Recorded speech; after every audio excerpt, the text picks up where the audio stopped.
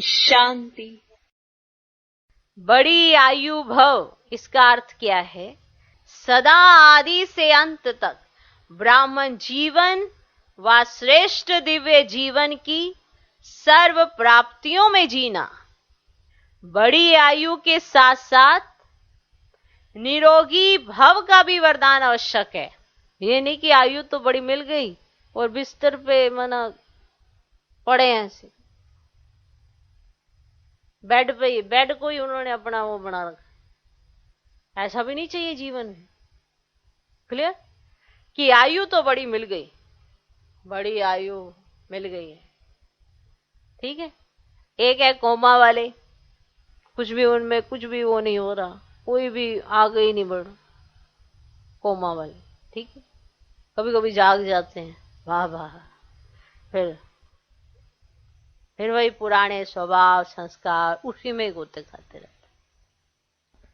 अगर आयु बड़ी है ठीक है, लेकिन उसके साथ क्या चाहिए? निरोगी भव का भी वरदान आवश्यक है। आयु बड़ी हो और निरोगी ना हो तो लाभ नहीं है ना। तो निरोगी भव का भी वरदान आवश्यक है। अगर आयु बड़ी है लेकिन माया की व्याधि बार बार कमजोर बना देती है तो वो जीना भी जीना नहीं है। बार बार बीमार होना, बार बार बीमार, मना उम्र तो बड़ी हो गई पर बीमारियों ने हाथ ही नहीं छोड़ा अपना, कभी कभी बीमार ही पड़े हैं। अब ये देखो, ये शरीर की बात है और इधर आत्मा की बात है कि जी तो रहे हैं पर बार बार माया के फटके सटके लटके वो लगे ही रहते, कभी भी उन्हें खुश नहीं देखो। ऐसा लगता ही नहीं है कि ये ब्राह्मण जीवन में, देखकर ही अंदाजा लगाया जा सकता है कि ये है या नहीं, ये पता ही नहीं है। माना एक व्यक्ति जिंदा है, ठीक है, मान लो उसकी आयु बड़ी अच्छी है 95 इयर्स का, पर वो ऐसे ही है, क्या वो क्या जी रहा है? माना शरीर ना हिला पा रहा है, ना कोई पिला दे पानी तो वो पी रहा है। भैया ऐसे वाले जीवन से क्या? आयु बड़ी है कि जीवन तो जी रहे हैं, ठीक है, लेकिन व्याधि लगी रहती है। किसकी? माया की।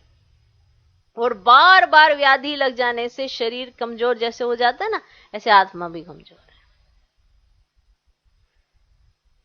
क्लियर?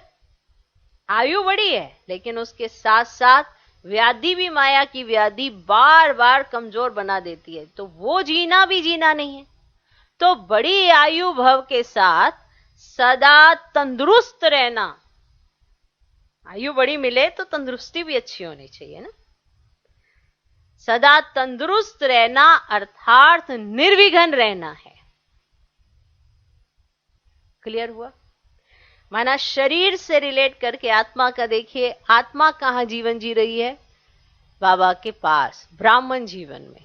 और शरीर कहां है? अगर शरीर की अवस्था ऐसी होती है तो अवस्था कैसी होती है, और आत्मा की अवस्था उससे रिलेट करके देखिए तो आपको समझ में आएगा कि जीवन तो जी रहे हैं, लेकिन अगर बार बार आप माया की व्याधि में चले जाते हैं तो आप एक तो कमजोर हो गए हैं, तो वो जीना भी क्या जीना है। तो बड़ी आयु भव के साथ सदा तंदुरुस्त रहना अर्थात निर्विघ्न रहना है। कि ये नहीं कि बार बार विघ्न आए जा रहे हैं और आप कहें विघ्न तो आते ही हैं, ऐसा थोड़ा होता है। हर जीवन पैरालाइज तो नहीं होता ना, हर जीवन में ऐसी बीमारियां भी नहीं होती।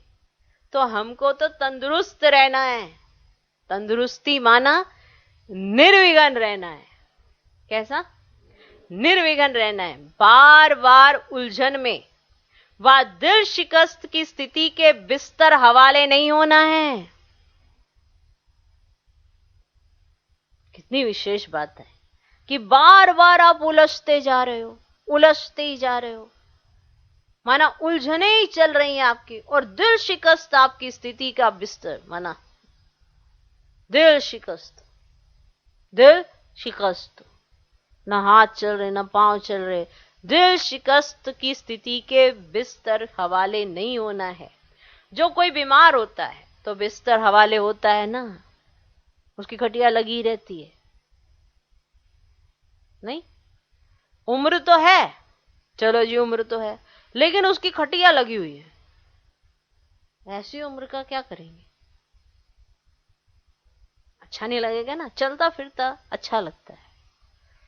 तो जो कोई बीमार होता है तो बिस्तर हवाले होता है ना, छोटी छोटी उलझन तो चलते फिरते भी खत्म कर देते हो, लेकिन जब कोई बड़ी समस्या आ जाती, उलझन में आ जाते, दिल शिकस्त बन जाते हो, तो मन की हालत क्या होती है?